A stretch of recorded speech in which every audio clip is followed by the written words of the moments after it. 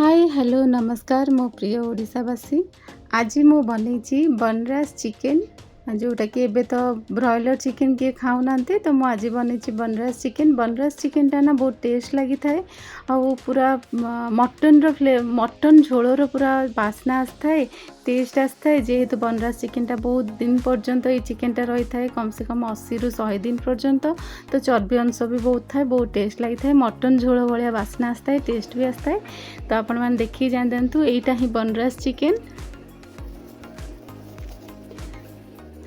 तो चलतु प्रस्तुति करवा आमे। प्रथम मु सोरष तेल नहीं जाइए से तेजपत्र और पियाज पकई ब्राउन है पर्यंत भाजी देइथिली।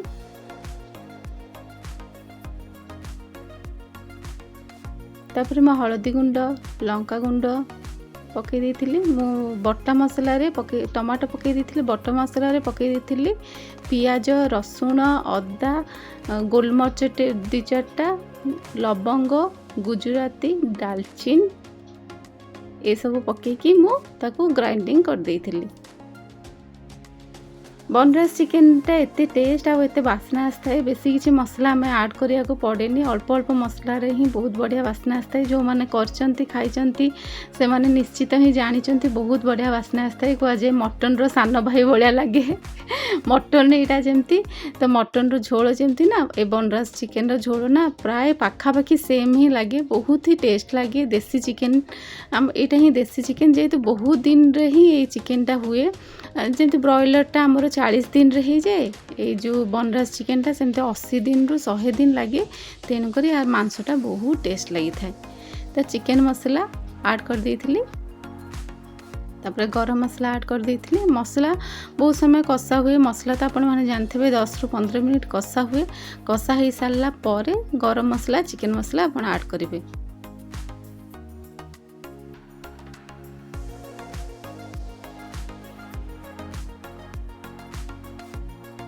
ये देखु केते चर्बी अच्छी, ये चर्बीटा ही बहुत टेस्ट आसता है, कलर आसता है, बहुत ही बढ़िया लगी था। बनराज चिकेन को केबे भी भाजबेनी, सेमती कंचा ही पकेबे, जमती आम मटन को कंचा पकाऊ सेमती कंचा ही पकेबे, बहुत ही बढ़िया लगी था।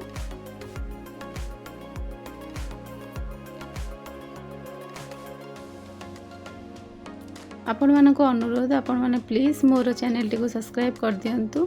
मु बहुत सारा देसी खाइबा बहुत सारा घरोई खाइबा नहीं के आसथाए, तो मोर खाइबा प्रोसेस भी बहुत सिंपल ही रहे। आपण माने देखिकी मो चैनल विजिट करके जानी ही पारिबे। दही आपण माने ऐड कर देबे, दही निश्चित भाव में ऐड करिवे, बहुत ही बढ़िया टेस्ट फ्लेवर आसथाए। तो 2 चामच दही मु ऐड कर देइथिली।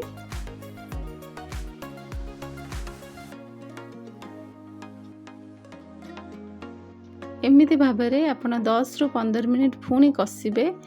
जिते कषिबे ना मांसटी सेते टेस्ट आसथाए। तो कषुथे मझे मझे टे सिम कर दे, पुणी हाई फ्लेम रे टे कषुथे। एमती भाव में 10 ରୁ 15 मिनिट आपण माने कषिबे।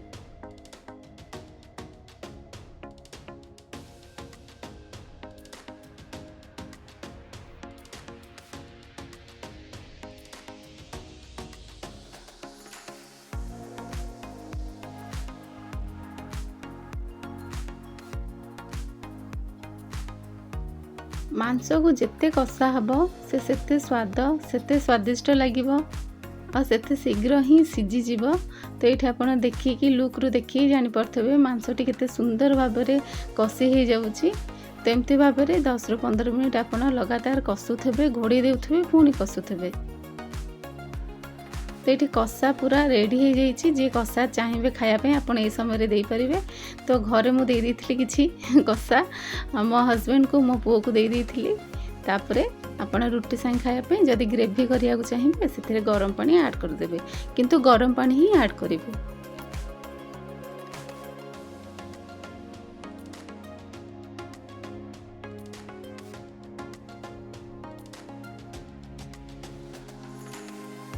लास्ट टिके ना धनिया पत्र जदि थी धनिया पत्र पकेबे, न पकेले भी ना ये मसला ये जो तरकारीटा ना एते बास्ना होता है, बहुत ही बास्ना होता है।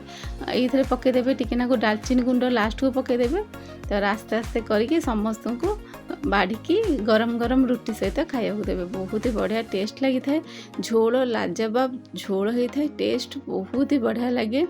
ରୁଟି ହେଉ କିମ୍ବା ଭାତ ସାଙ୍ଗରେ ହେଉ, ନାନ୍ ସାଙ୍ଗରେ ହେଉ, ଯାହା ସାଙ୍ଗରେ ଆପଣ ଚାହିଁବେ ଖାଇପାରିବେ। ଆପଣମାନେ ଥରେ ବନାନ୍ତୁ, ଖାଆନ୍ତୁ ଆଉ ନିଶ୍ଚିତ ଭାବେ କମେଣ୍ଟ କରନ୍ତୁ କେମିତି ହେଇଥିଲା। ବନରାଜ ଚିକେନ୍ ଆଉ ବ୍ରଏଲର୍ ଚିକେନ୍ ଭିତରେ ବହୁତ ସାରା ପାର୍ଥକ୍ୟ ଅଛି। ତ ନିଶ୍ଚିତ ଭାବରେ ଥରେ ବନରାଜ ଚିକେନ୍ ବନାନ୍ତୁ, ଖାଆନ୍ତୁ ଆଉ ମୋତେ କମେଣ୍ଟ ନିଶ୍ଚିତ ଭାବରେ କରନ୍ତୁ। ମୋ ଚ୍ୟାନେଲଟିକୁ ଯଦି ସବସ୍କ୍ରାଇବ୍ କରିନାହାନ୍ତି ସବସ୍କ୍ରାଇବ୍ କରିବାକୁ ଅନୁରୋଧ ରହିଲି। ନମସ୍କାର। ପୁଣି ଦେଖାହେବା ଆଉ ଏକ ନୂଆ ଭିଡ଼ିଓରେ। ସେ ପର୍ଯ୍ୟନ୍ତ ସମସ୍ତେ ଭଲରେ ରୁହନ୍ତୁ, ଖୁସିରେ ରୁହନ୍ତୁ, ଶାନ୍ତିରେ ରୁହନ୍ତୁ।